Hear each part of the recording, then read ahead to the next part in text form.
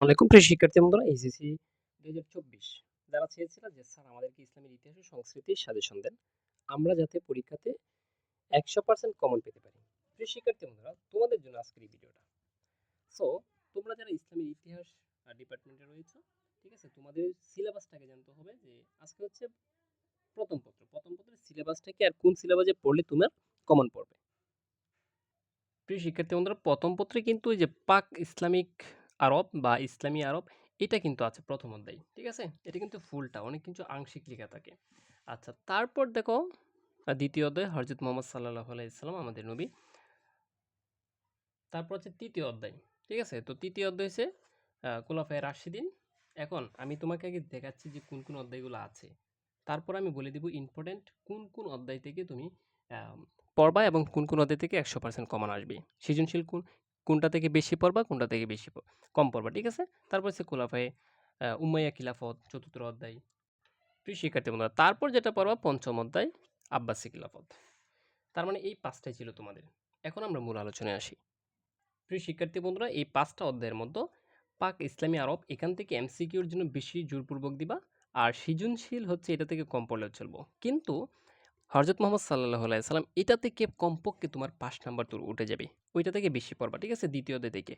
আর সবগুলো অধ্যায়ের এমসিকিউ পড়বা, শুধুমাত্র সৃজনশীল পড়বা আমাদের নবী হযরত মুহাম্মদ সাল্লাল্লাহু আলাইহি সাল্লাম এই অধ্যায়টা থেকে, আর হচ্ছে উম্মায়ে খেলাফত, আর হচ্ছে খোলাফায়ে রাশিদিন, ঠিক আছে? এই ৩ টা থেকে তোমার সৃজনশীল পড়লেই চলবে।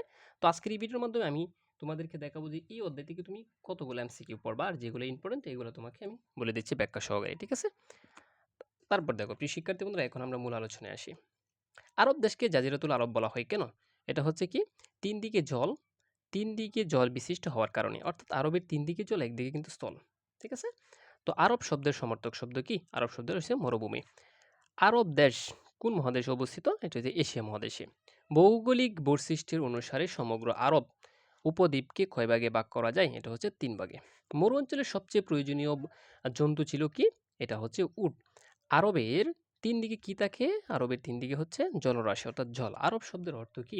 আরব শব্দের অর্থ হচ্ছে মরুভূমি। ঠিক আছে? তো আরব ভূখণ্ডিত ভূখণ্ডকে উপদ্বীপ বলা হয় কেন? আরব ভূখণ্ডকে উপদ্বীপ বলা হয় কেন? এটার একমাত্র কারণ ৩ দিকে পানি দ্বারা বেষ্টিত হওয়ার কারণে। পৃথিবীর বৃহত্তম উপদ্বীপ কোনটি? পৃথিবীর বৃহত্তম উপদ্বীপ বলতো কোনটা? এটা হচ্ছে আরব। তো প্রিয় শিক্ষার্থী বন্ধুরা, আরবের প্রধান কৃষি পণ্য কি? এটা হচ্ছে খেজুর। তারপরে দেখো আসাবিয়া কি? তারা হচ্ছে যাযাবর আরবদের গোত্রের মূল মন্ত্র। এটা হচ্ছে ১ নং। তারপর দেখো প্রিয় শিক্ষার্থী বন্ধুরা, পবিত্র কোরআনের মূল কোরা বলা হয় কোন নগরীকে? এটা হচ্ছে মক্কা নগরীকে।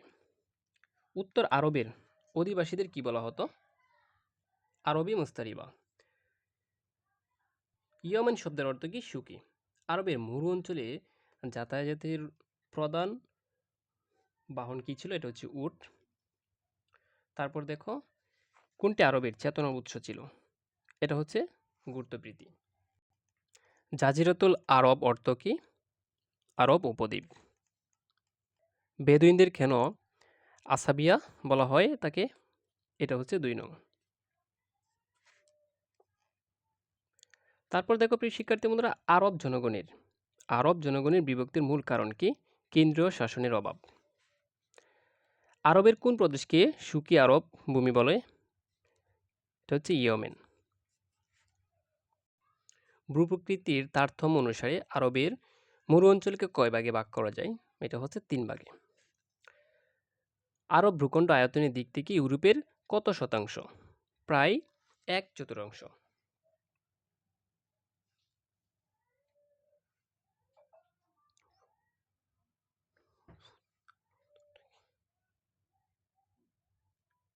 তারপর দেখো ২৩ নং, আল নফুত শব্দের অর্থ কি? সাদা বা লালচে। তারপর দেখো আরব বাইদা শব্দের অর্থ কি? জঙ্গল। আরবি মুস্তারিবা শব্দের অর্থ কি? নবাগত আরব। মক্কা মদিনা কোন আরবে অবস্থিত? এটা হচ্ছে মধ্য আরবে। আরব দেশে মোস্ট ইম্পর্টেন্ট দেখো, আরব দেশে বৃক্ষরানী বলা হয় কোন গাছকে? খেজুর গাছকে। পবিত্র কোরআনে কোন পাখির কথা উল্লেখ আছে? উট। প্রিয় শিক্ষার্থী বন্ধুরা, আরবদের প্রধান বাহন কি ছিল? উট। আরবের ভূখণ্ডের আয়তন প্রায় কত? এটা মোস্ট ইম্পর্ট্যান্ট, এটা পড়ে নেবে ১ নং। তারপর আরবের বেদুইন নামে যারা পরিচিত তারা কেমন? তারা হচ্ছে যাযাবর। মহানবী হযরত মুহাম্মদ সাল্লাল্লাহু আলাইহি সাল্লাম কোথায় বা কোন প্রদেশে জন্মগ্রহণ করছে? হেজাজ। প্রিয় শিক্ষার্থী বন্ধুরা, এই যে বহুপদী প্রশ্নগুলো জাস্ট তোমরা এক নজরে দেখে নিবা।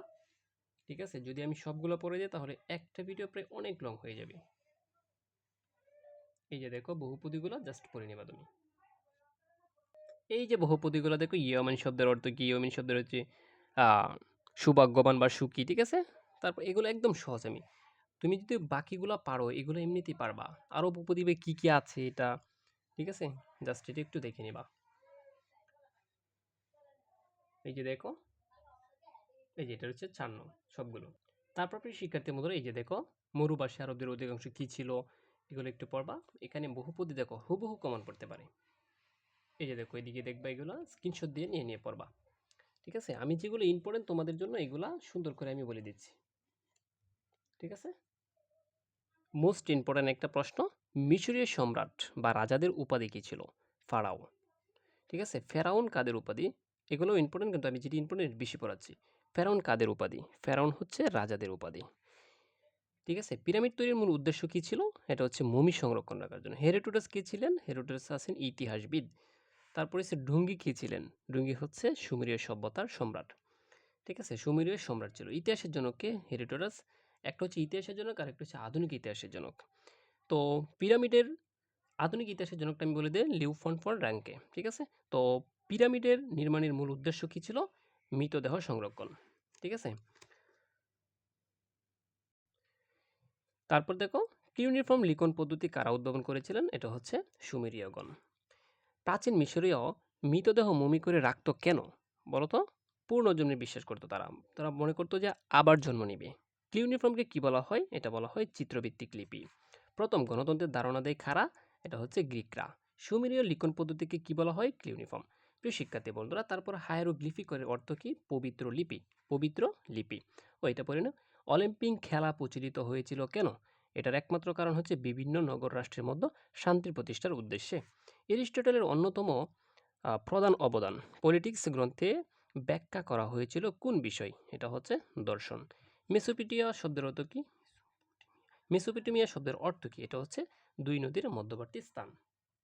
তারপর দেখো বেবিলনের শূন্য উদ্যান কোথায় অবস্থিত? এটা হচ্ছে ইরাকে। সুমেরীয় সুমেরীয়দের সূর্য দেবতার নাম কি? এটা হচ্ছে শামস। এই যে দেখো খুব ইম্পর্টেন্ট, এটা জ্ঞানমূলক আসে। চীনের দুঃখ বলা হয় কোনটাকে? ঠিক আছে, হিয়াংহু নদীকে চীনের দুঃখ বলা হয়। আমরা বাংলাদেশের কুমিল্লা নদীকে বলা হয় গোমতী। কুমিল্লার দুঃখ বলা হয় গোমতীকে। ঠিক আছে, গোমতী নদীকে। আধুনিক ইতিহাসের জনক, আধুনিক ইতিহাসে না শুরু হেরোডোটাসের ইতিহাসের জনক হেরোডোটাস কোন দেশের লোক ছিলেন বলতো? গ্রিসের। প্রিয় শিক্ষার্থী বন্ধুরা, তারপর দেখো মিশরীয় লিখন পদ্ধতি কয়টি স্তরে বিকশিত? এটা হচ্ছে 3টা। ঠিক আছে, দেখো গ্রিকদের শ্রেষ্ঠ চিত্রকর কে ছিলেন? এটা ছিল ডোরিস। আমি যেগুলো ইম্পর্টেন্ট সেগুলো বলে দিচ্ছি, আর বাকিগুলো তোমরা একটু দেখে নেবা, কিন্তু আমারগুলো একদম পড়তেই হবে তোমাকে। তারপর দেখো প্রথম নগর রাষ্ট্রের ধারণা পাওয়া যায় কোন সভ্যতায়? এটা হচ্ছে গ্রিক সভ্যতায়। এরপরে দেখো এটা ইতিহাসের শ্রেষ্ঠ নির্মাতা বলা হয় কাদের? বলা হয় মিশরীয়দের। তাদের দ্বারাই কি হচ্ছে? ইতিহাস তৈরি হয়েছে। প্রিয় শিক্ষার্থী বন্ধুরা, এখান থেকে মোস্ট ইম্পর্টেন্ট হচ্ছে এটা, প্রাচীন মিশরের রাজাদের কি বলা হতো? ফারাও বলা হতো। ঠিক আছে, তারপর দেখো কোন দেশকে নীল নদের দান বলা হয়? এটা হচ্ছে মিশরকে। নীল নদের দেবতার নাম কি? এটা হচ্ছে অসিরিস। ঠিক আছে, আচ্ছা তারপর যেটা পড়বা, এই যে দেখো কাদের ইতিহাসের শ্রেষ্ঠ নির্মাতা বলা হয়? এটা হচ্ছে মিশরীয়। মিশরীয় কথা থাকলেই হচ্ছে এটা শ্রেষ্ঠ নির্মাতা। তারপর দেখো মিশরের সবচেয়ে বড় পিরামিড কোনটা? ফারাও হচ্ছে।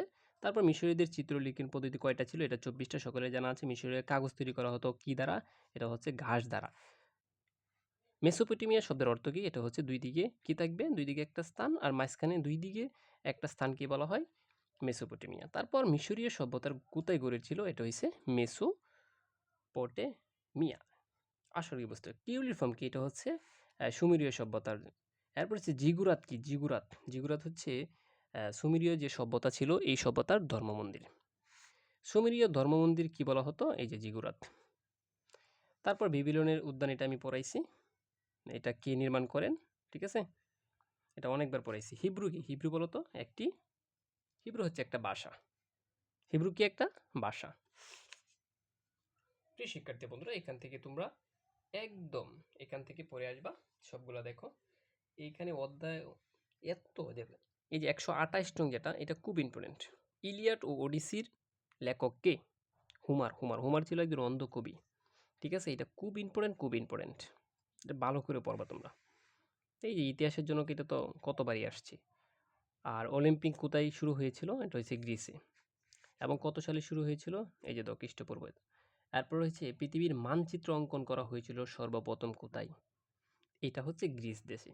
গ্রিস থেকেই সবকিছু আবিষ্কৃত হয়েছে, গণতন্ত্র গ্রিস থেকে হয়েছে। এরপরে দেখো রোম নগরী কে প্রতিষ্ঠা করেন? রোমিউলাস। রোমিউলাস কে ছিলেন? একজন রাজা ছিলেন। এরপরে জুলিয়াস সিজার, তো অনেকবার আসছে এটা। জুলিয়াস সিজার কে ছিলেন? রোমেনীয় একজন সম্রাট, রোমের প্রখ্যাত বিখ্যাত রাজা। তারপর দেখো রোমবাসীদের প্রধান দেবতার নাম কি ছিল? জুপিটার। প্রিয় শিক্ষার্থী বন্ধুরা, এখান থেকে পড়বা। সর্বপ্রথম রোমান আইন সংকলন বা চালু করেন কে? এটা ভালো করে পড়ে নিবা, ঠিক আছে। এখান থেকে দেখো এগুলা বহুপদীগুলো পড়াইলে অনেক লেট হয়ে যাবে তোমাদের। এই যে এখান থেকে এগুলো সবগুলো পড়বা। আর যদি তোমরা চাও যে স্যার বড় হোক ভিডিও, আপনি তাও ব্যাখ্যা করে পড়ান, তাহলে আমি পড়াবো পরবর্তী ভিডিওগুলোতে, ঠিক আছে। তোমাদের কমেন্ট যদি ভালো পাই। দেখো প্রিয় শিক্ষার্থী বন্ধুরা, এই অধ্যায় থেকে মাত্র কয়েকটা এমসিকিউ দিচ্ছি, যেগুলো পড়বাই তুমি। হ্যাঁ, অলরেডি তোমার শেষ সেখানে এমসিকিউ। এখন দেখো এখান থেকে শুরু হইবে। আইএমএ জাহেরিয়া শব্দের অর্থ কি? এটা হচ্ছে অন্ধকার যুগ বা অন্ধকারাচ্ছন্ন যুগ, ঠিক আছে। দার আল নাদওয়া কি? এটা কি ছিল? এটা মূলত একটা মন্ত্রণা প্রসাদ, ঠিক আছে। মালা শব্দের অর্থ কি? দেখো কত ইম্পর্টেন্ট। মালা শব্দের অর্থ কি? মালা শব্দের অর্থ হচ্ছে মন্ত্রণা সভা। আল আজহার বিশ্ববিদ্যালয় কোথায় অবস্থিত?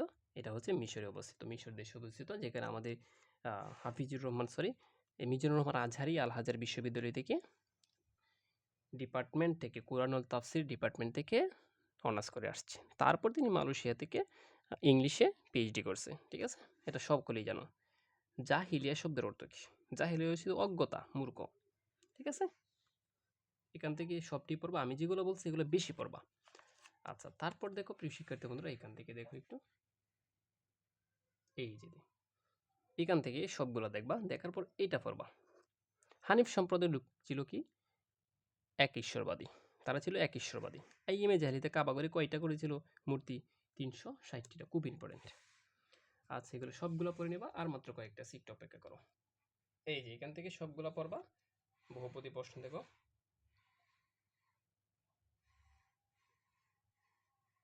সবগুলো পড়বা এখান থেকে। তো প্রিয় শিক্ষার্থী বন্ধুরা, এখন হচ্ছে একদম লাস্ট এই উদ্দীপকটা পড়বা তুমি। উদ্দীপক থেকে বাকিগুলো সবগুলো পড়ে নিবা। তো দেখা হবে তোমাদের সাথে আমাদের পরবর্তী অধ্যায় নিয়ে। তোমাদের কমেন্টের রেসপন্সের উপর ভিত্তি করে আমি মূলত পরবর্তী ভিডিওটা করব, ঠিক আছে। আর একটা সুসংবাদ দিয়ে রেখে, আমাদের 100কে যদি ফিল আপ হয়ে যায়, সবার জন্য একটা উপহারের ব্যবস্থা থাকবে, ঠিক আছে। তো তোমরা শেয়ার এবং কমেন্ট করে 100কে এখনই ফিল আপ করে দাও।